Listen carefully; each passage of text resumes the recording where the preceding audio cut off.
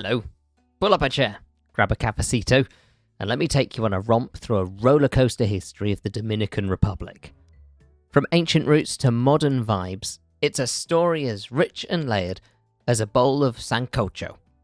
Are you ready? Let's dive in. Our tale begins not with conquistadors or revolutions, but with the Taino, the original inhabitants of this sun-soaked paradise. They arrived around 4000 BCE, long before anyone thought to call it Hispaniola.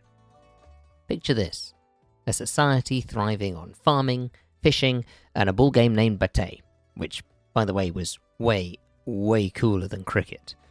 These folks were deeply connected to nature. They worshipped spirits that they believed were living in the mountains, the rivers, and the skies.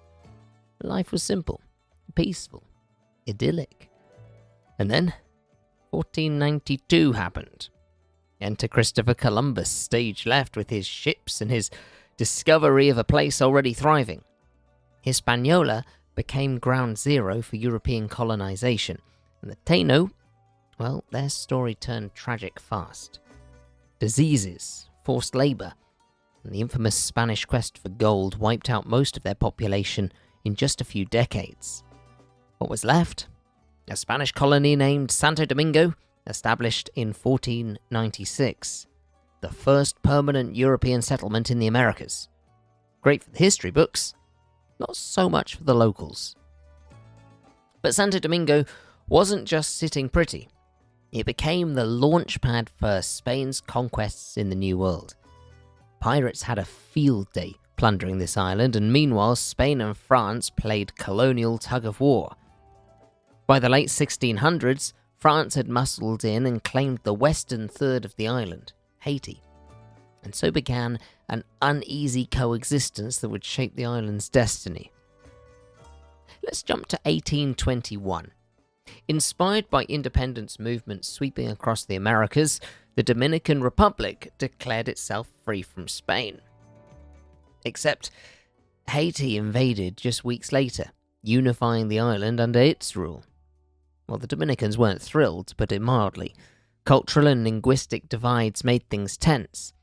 But the Dominicans are nothing if not determined.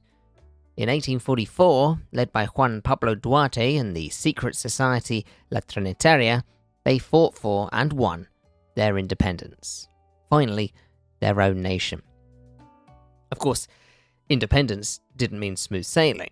The 19th century was a carousel of coups, invasions, and general chaos.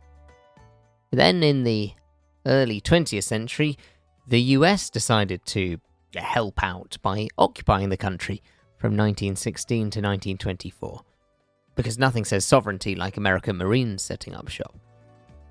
And then, Rafael Trujillo happened. Dictator from 1930 to 1961, Trujillo's reign was brutal. Think censorship, political assassinations, and a cult of personality that would make a rock star blush. He also orchestrated the Parsley Massacre, targeting Haitian migrants in a chilling act of ethnic violence. His assassination in 1961 was a turning point, but the road to democracy was still rocky. In 1965, civil war erupted.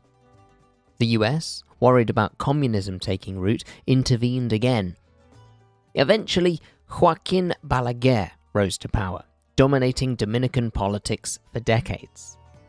His rule was a mix of authoritarianism and economic progress, a sort of 2 steps forward, 1 step back kind of era. Today, the Dominican Republic has found its groove, politically stable, economically thriving. It's a tourism magnet.